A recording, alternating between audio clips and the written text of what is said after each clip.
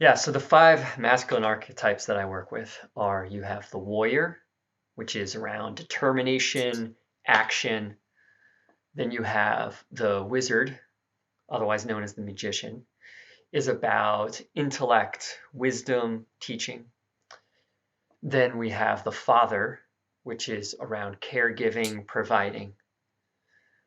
And the lover, which is more about presence, emotion, intimacy.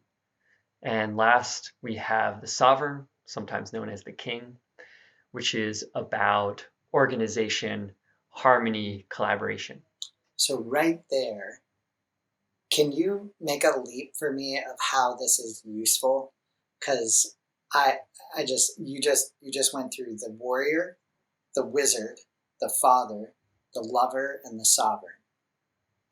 So how is this useful? Yeah. And then maybe we can talk more about what comes out of that. Yeah, so I think of these as modes of being, modes that we get into, and where we're unconscious of it, we'll generally go into a mode that we're most familiar with. For some reason, the way we grew up, the way we learned how to behave, it becomes our pattern, and it might not be the most useful pattern. So when we bring consciousness to it, we can switch modes. It's kind of like switching characters. Great example is you're talking to a lover, and your, close lover has gone through some terrible thing today. They like crashed their car or something broke in their car, right? They come home and they're upset and they come up to you and you're working away on some computer or some reading something intellectually and you turn to them and you're in your wizard and you go, "Hey, how about I do this, this, and this to fix it? I'll call this person, I'll talk to that mechanic." And your lover really just wants a hug, just wants like to share a moment to calm their nervous system or whatever. So if you learn these archetypes, you can feel which mode you're in, look at the situation and say, what serves this moment? And then switch those modes. And your life becomes more artful, right? It becomes like an artist with the paints and the brushes, as compared to unconsciously just stumbling as you go. I love it. I'm just getting excited for the retreat now because the thing that stands out to me in this, especially for as a learner, right? Like if I'm reading this material in a book the way that I did when I first discovered it, right? Or if you're listening to this podcast, or if you're reading one of the awesome blog entries on Hero Rise, and it's herorise.com or herorise.us. Herorise.us.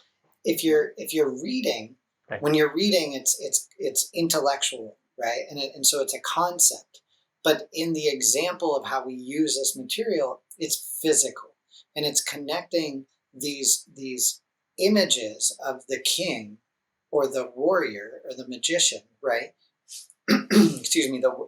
Let's use the ones from the deck, right? So the warrior, the wizard, the father, the lover, or the sovereign. What I'm noticing here for the listeners is that we're connecting it to a way of physically being.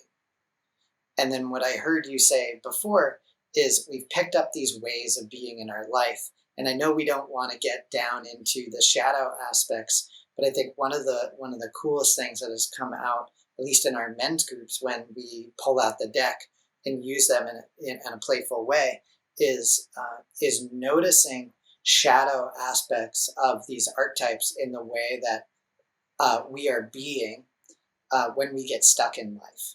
And I think I think of that. What I notice in that is that the primary five, right? Like the warrior, the wizard, the father, the lover, and the sovereign, they all have this connotation for me of being purposeful in a constructive way.